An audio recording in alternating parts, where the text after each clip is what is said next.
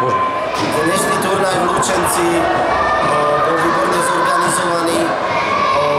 Čo by som chcel povedať je to, že v rámci zápasov, ktoré sme hrali, sme 3 prehrali, 1 vyhrali, ale mali sme dobre rozbehnutý štart, kde naši chlapci dokázali pomerne dosť dlho v rámci prvého zápasu dávať pozor na súpera.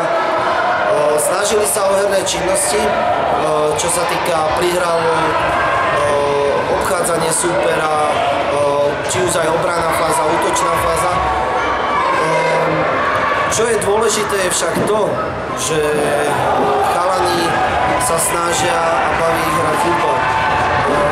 Na jednej strane by sme možno že chceli, aby toto mužstvo hneď vyhrávalo, ale to chce všetko čas, pretože tréningový proces je určitý nejaký koncept, ktorý nejaký čas trvá a je preto veľmi dôležité, aby sme pokračovali v tejto práci a dokázali napredovať a snažili sa o to, aby tie herné veci a herné prejavy boli lepšie a lepšie.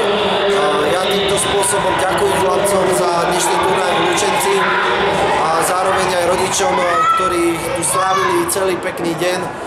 A teším sa znova opäť ako tréner na ďalšie naše turnaje, takže ďakujem.